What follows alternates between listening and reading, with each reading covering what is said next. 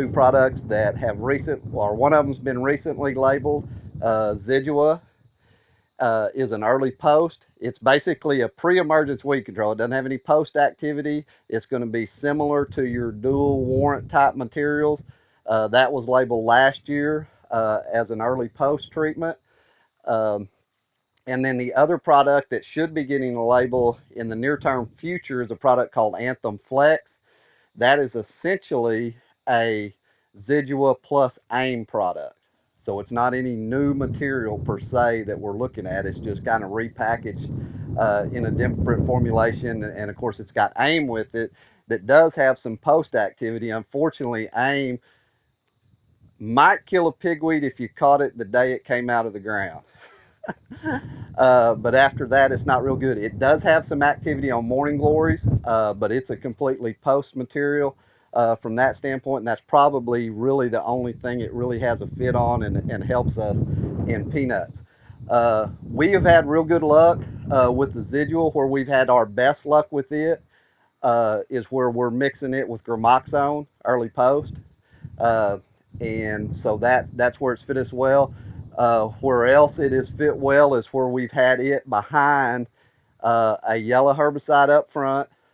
And you guys, anybody that's ever been to a peanut meeting that I've done, know that I'm a big supporter of the yellow herbicides. I still think when you think dollar for dollar, the activity that we get out of them on pigweeds and any of our grasses, our panicums, Colorado grass, is very important. That's part of the reason we use it here, is because of the Colorado grass where we don't have a yellow herbicide. I can tell you 2 weeks later where we didn't have a yellow herbicide out because of the panicum. So that's real key.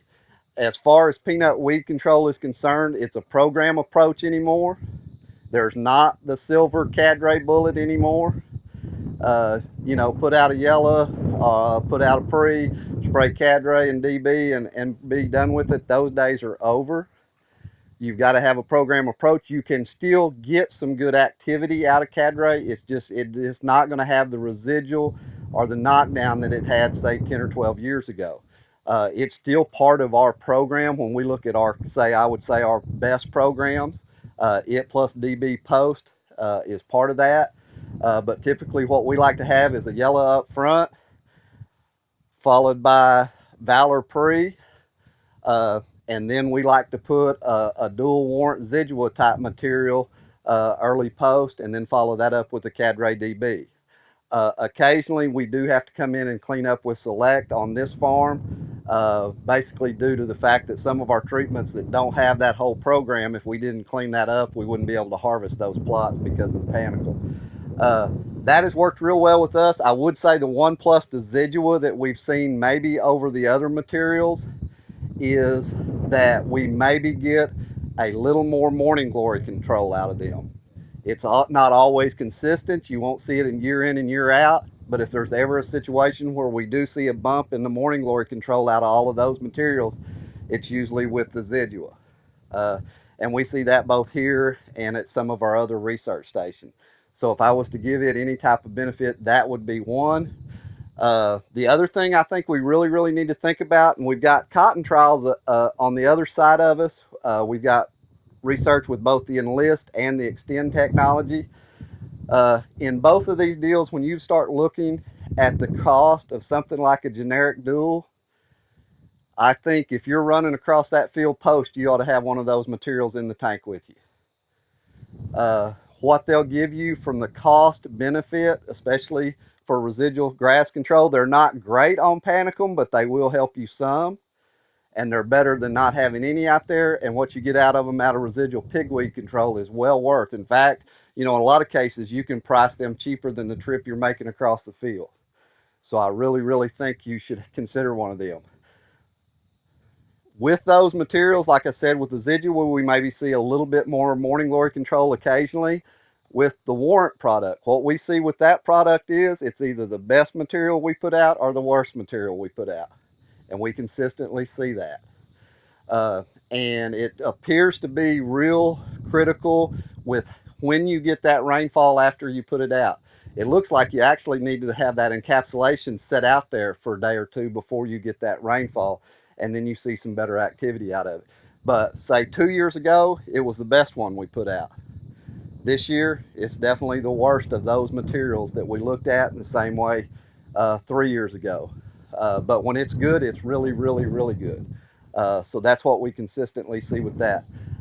The one thing that we were doing across the waterway here in the cotton was looking at all of our pre-emergence herbicides. That included Cotoran, Direx, Caparol, and Famecifin, which is a reflex, or Sinister is what Helena sells it as. Sinister is the only one that has a 24C for Oklahoma, but I guess depending on how you interpret the label, if you go to both of those, they have a 0 replant back to cotton. So whether that actually allows you to put those out pre or not, I guess is completely up to interpretation. But we looked at it also. We looked at those with a half rate of staple. Part of the reason for that is in soybeans, we've been seeing some benefit even where we have ALS resistance with an ALS. For those of y'all that do any soybeans, a product called Fierce, which is Valor plus Classic, we see an advantage to that over Valor alone, even where we have ALS resistance. So we were looking at those. I think the one problem that we saw, and we didn't see a big benefit out of those this year, is due to the fact we went with a half rate of staple. I don't think that was enough. We were trying to get the price down where it would make it somewhat potentially affordable. And then with the rainfall and other things we had, we didn't really see a big benefit to the addition of staple.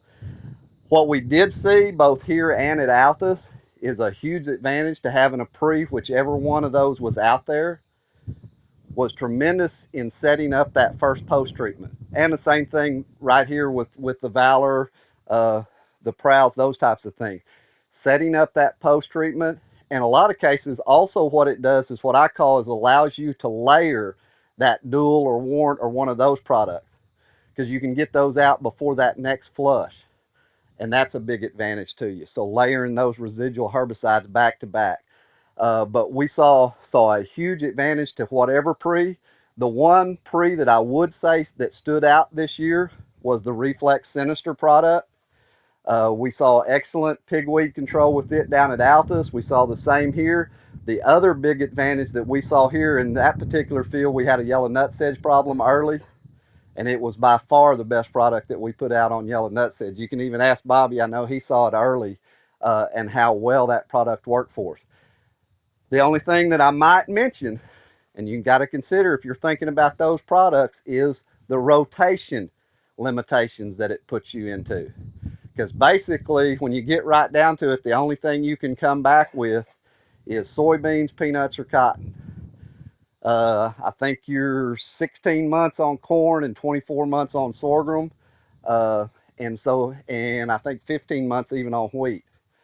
So again, some of you guys that are dealing with some cover crops, it may not fit that situation as well. So that's a thing to consider about it. But on these sandy soils, we do see some excellent control on some of our problem weeds with that.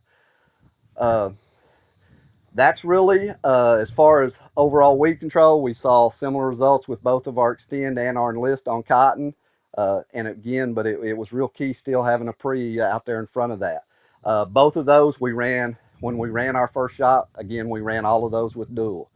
And that's pretty much, I think, going to kind of be one of our standard programs as we move forward.